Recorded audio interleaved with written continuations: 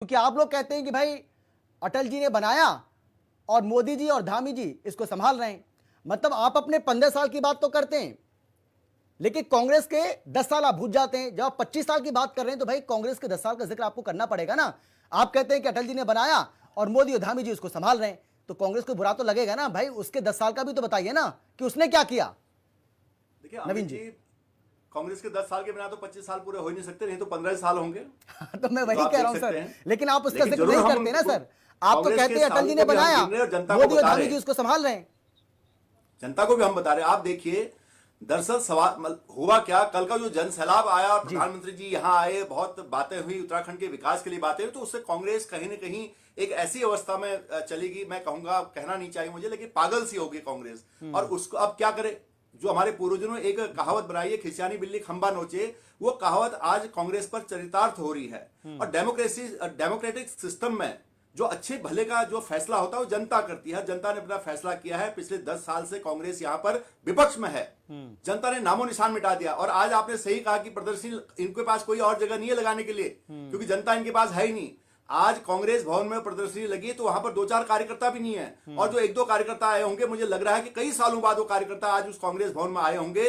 आज कांग्रेस की स्थिति यह है कि यहां पर कोई इनका कार्यकर्ता भी उस प्रदर्शनी को देखने के लिए नहीं आ रहा। अब मेमोरीज बोल रहे हैं, मैं थोड़ा मेमोरीज में जाता हूं। जिन 2 बड़े नेताओं का बखान कांग्रेस कर रही है, ठीक है, उसमें से नारायण दत्त तिवारी आज स्वर्गीय हो चुके हैं, हरीश रावत जी अभी मैदान में दौड़ रहे हैं, कांग्रेस के साथ संघर्ष कर रहे हैं। लेकिन मैं थोड़ा याद दिलाना चाहूंगा कि जब पहली चुनी हुई सरकार कांग्रेस की यहां पर बनी थी, तो उस वक्त, और राज्य बनने से पहले की बात भी अगर मैं करूं, जब स्वर्गीय इंद्रमणि बडोनी जी ने नारायण दत्त तिवारी जी से कहा था कि आप इस प्रदेश के एक कद्दावर नेता हैं, इस देश के कद्दावर नेता हैं, आप ये आंदोलन की कमान संभालिए, तो तिवारी जी ने सीधे कहा, हमें राज्य की कोई आवश्यकता नहीं है, मेरी लाश पर यह राज्य बनेगा। जब हरीश रावत जी का इंटरव्यू लिया गया, हरीश रावत जी ने कहा, हमें इस राज्य की जरूरत नहीं है, लेकिन मुख्यमंत्री बनने के लिए पहले आ गए।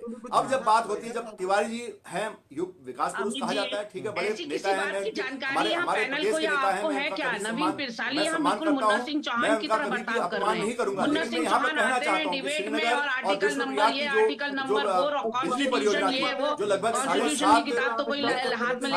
मेगावाट जो 750 मेगावाट बिजली परियोजना थी, जिसमें यह था कि 12% बिजली उत्तराखंड को मिलेगी, और जो बाकी 88% है उस पर पहला हक खरीदने का उत्तराखंड का रहेगा। लेकिन नारायण दत्त तिवारी जी ने लिखित रूप में दे दिया कि पहला हक उत्तर प्रदेश का होगा।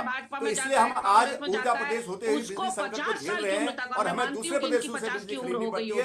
फिर टॉपअप वाली सरकार की कहानी सब जानते हैं। तो कांग्रेस की कहानी लगातार सब जानती है। कांग्रेस का ना तो इस राज्य में, राज्य को बनाने में कोई योगदान है, और ना इस राज्य को चलाने में कोई योगदान है। इसलिए आज जनता ने इनका हाल वो कर दिया है कि लगातार विपक्ष का मुंह देख रहे हैं। भाई जब आप 25 साल की बात आप कर रहे हैं, तो उसमें आप 10 साल को इंक्लूड क्यों नहीं कर रहे हैं?